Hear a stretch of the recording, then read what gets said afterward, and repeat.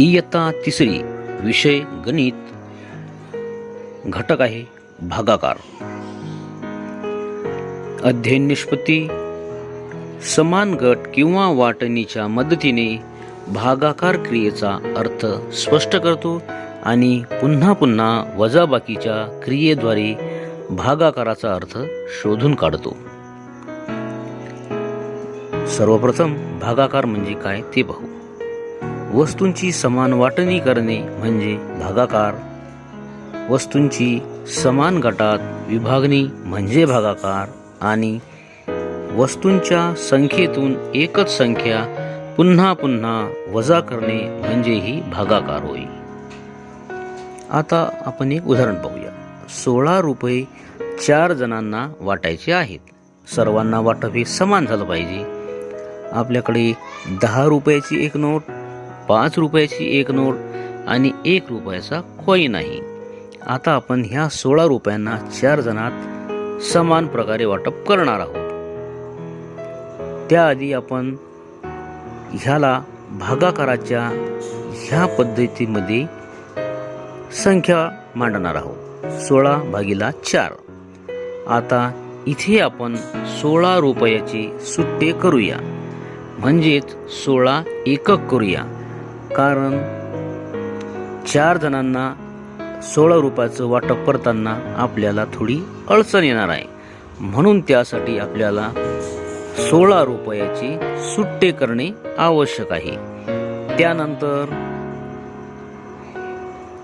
ह्या पद्धतीने आपण सुट्टे केल्यानंतर ए व्यक्तीला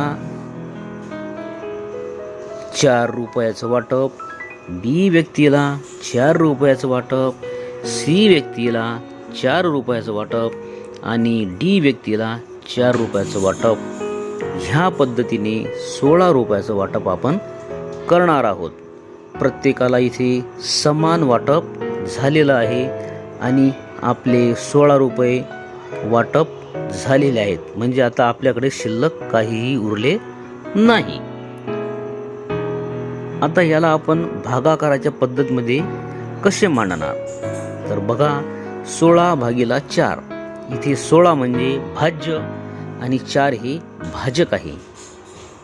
आपल्याकडे 16 रुपये होते आणि 4 जणांना वाटायचे होते.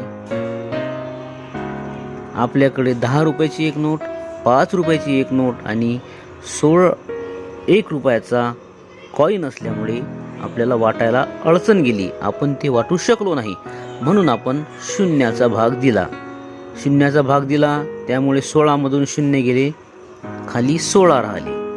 आता 16 आपण एकक केलेले असल्यामुळे म्हणजेच सुटे केलेले असल्यामुळे त्याचं वाटप आपल्याला व्यवस्थित करता आलं आणि त्यानुसार प्रत्येकाला 4 रुपये आले. त्यामुळे भागाकारामध्ये आपण 4 ही संख्या लिहिली आहे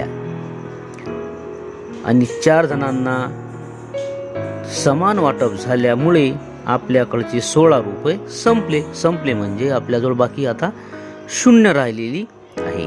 ह्या पद्धतीने आपण मांडणी करू शकतो. धन्यवाद.